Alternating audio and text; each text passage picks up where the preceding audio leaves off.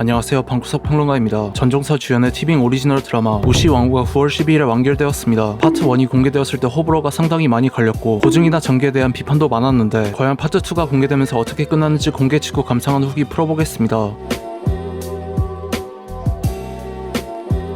この番組はご覧のスポンサーの提供でお送りします。 이 싸움은 용상의 주인을 위한 싸움이 아니네. 해선 안 된다 하여 하지 않았을 뿐 이젠 제가 뭘 할 수 있는지 보여드리죠.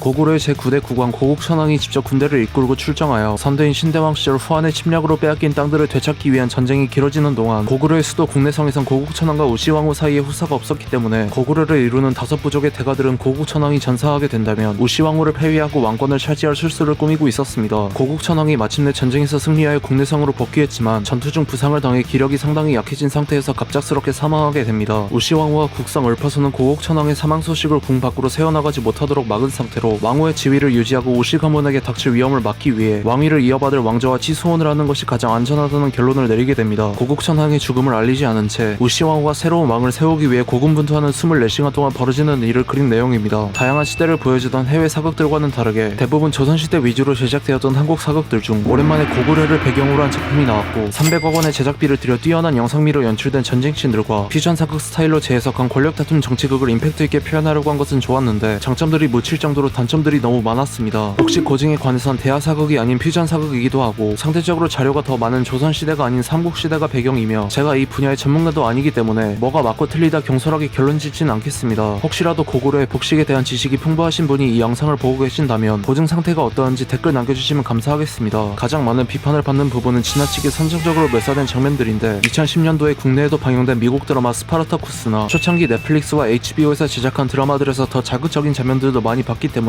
애초에 청소년 관람 불가 등급 드라마인 우시왕후에서 선정적으로 묘사된 장면들을 보고 불쾌하다는 느낌을 받진 않았습니다. 다만 캐릭터의 성격을 표현하기 위해 자극적으로 묘사된 장면들보다 굳이 불필요하게 선정적이거나 폭력적인 묘사를 억지로 끼워 넣었다고 느껴지는 장면들이 더 많았다는 생각이 들긴 했습니다. 고국천왕이 죽고 나서 고구려를 지배하려는 권력 다툼을 묘사하기 위해 왕자들과 고구려 오부 등 많은 캐릭터들을 등장시키는 것은 좋은데 드라마의 제목이자 주인공인 우시왕후가 가려진다는 느낌이 들었고 드라마의 내용이 고국천왕의 사망 직후 24시간 동안 우시왕후가 다른 왕처와 치수혼을 통해 왕후 지위를 유지하고 고구려의 새로운 왕을 세운다는 내용이지만 왕후와 왕자들 이외의 캐릭터들이 등장하는 장면들 때문에 억지로 왕좌의 게임 같은 내용으로 만들었다는 느낌을 받았습니다. 원래는 2시간 분량의 영화로 기획되었다고 하는데 드라마로 노선이 변경되면서 지금과 같은 내용이 된 것으로 추정되고 아예 우시왕후에게 포커스를 맞춘 영화였으면 더 좋았을 것 같습니다. 여러 유명 배우들이 좋은 연기력을 발휘했지만 아이러니하게도 주인공인 우시왕후를 연기한 배우 전종서의 연기가 가장 아쉬웠는데 사극 출연 경험이 있는 다른 주연 배우들과는 다르게 첫 사극 출연자 그것도 왕후 역할이기 때문인지 사극 특유의 발성이나 대사들이 많이 어색하다는 느낌이 들었습니다. 퓨전 사극이기 때문에 높은 역사 재현도를 기대하는 것은 의미가 없긴 하지만 실존 인물과 사건들을 빌려온 판타지에 가까울 정도로 지금까지 본 삼국시대 배경 사극들이나 현실과 동떨어져 있다는 느낌이 들었습니다. 비슷한 예시를 들자면 페르시아 전쟁의 테르모필레 전투를 그린 1962년작 300 스파르탄과 프랭크 밀러 작가의 그래픽 노블을 원작으로 한 잭 스나이더 감독의 2006년작 300의 차이 정도로 생각하면 될 것 같습니다.